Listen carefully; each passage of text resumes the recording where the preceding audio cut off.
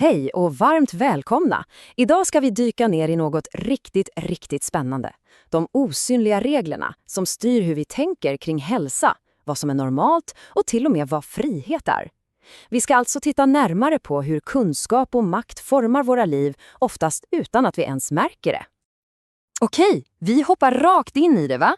Har du tänkt på det här hur vi slänger oss med medicinska termer för precis allt möjligt?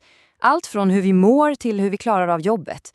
I den här genomgången ska vi försöka reda ut varför det har blivit så här. Man hör det ju hela tiden, eller hur? Vi har liksom börjat se hela vårt sociala liv genom en medicinsk lins. Det här är en process som kallas medikalisering. Och vad det egentligen betyder är att medicinen har tagit över som ett sätt att reglera samhället. En roll som kanske religionen eller lagen hade förr i tiden. Så vi kommer att bryta ner det här i 4 delar. Först den medikaliserade världen. Sen begreppet diskurs och kunskapens makt. Efter det biomakt och disciplin.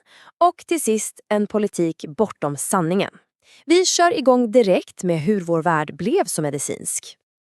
Okej, del 1 alltså. En medikaliserad värld.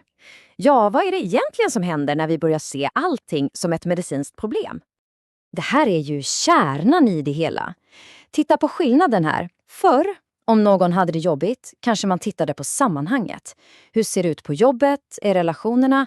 Men idag letar vi efter en diagnos. Fokus hamnar på att reparera individen, ofta med medicin. Tänk på ett barn som har massor av energi. Förut kanske det bara var ett livligt barn i gruppen. Idag finns det en risk att det snabbt blir en ADHD-diagnos. Ser ni? Problemet flyttas från det sociala, från sammanhanget till individens biologi.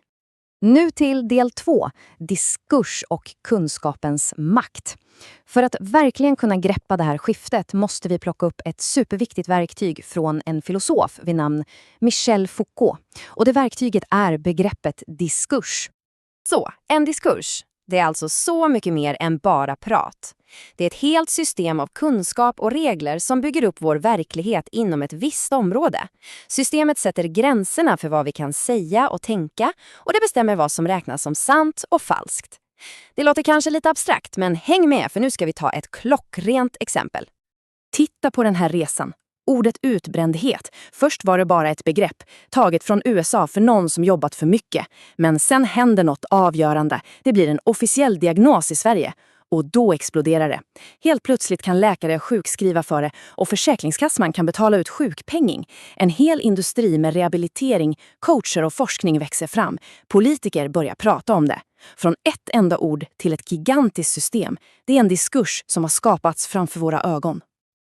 Och här kommer det som är så otroligt viktigt. Diskursen skapar inte bara ett problem, den skapar också en person, den utbrända. Och den här personen blir automatiskt en patient, en avvikare som behöver en expert, alltså en läkare. Och i den här relationen skapas en maktdynamik. Experten, läkaren, förväntas veta mer om dig och din kropp än du själv gör. Du blir ett slags objekt som ska undersökas och fixas i det medicinska systemet. Det här leder oss in på hur Foucault ser på makt. Det är inte som vi brukar tänka att en kung eller en chef har makt över någon annan. Nej, för Foucault är makten inte något man äger, utan den flödar genom hela systemet. Den är relationell. Den finns i reglerna, i språket, i relationerna mellan alla inblandade. Den är som ett nätverk utan ett tydligt centrum. Okej, då är det dags för del 3, biomakt och disciplin. För det här handlar inte bara om idéer och språk. Nej, den här typen av makt har ett väldigt konkret mål. Den siktar in sig på våra kroppar. Foucault pratade om den medicinska blicken. Det är ett sätt att se på människor som en samling symptom som ska analyseras. Och det som är lite skrämmande, menar han, är att den här blicken har rymt från läkarmottagningen och spridit sig i hela samhället.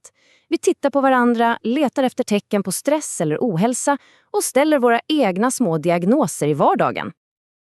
Och det är vad Foucault kallar biomakt.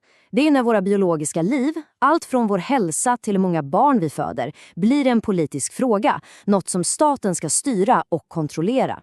Ett perfekt exempel är tillväxtkurvan på BVC.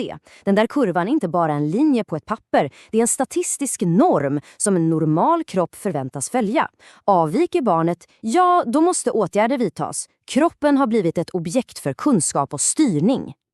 Det är nästan som en modern bikt, eller hur? Förr gick man till prästen och bekände sina synder.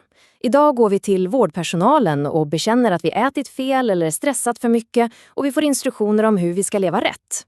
Vi tar till oss de här reglerna så djupt att vi börjar tillämpa dem på oss själva. Vi räknar steg, mäter sömnen och blir våra egna övervakare. Foucault kallade det självteknologier. Då tar vi oss an sista delen, politik bortom sanningen.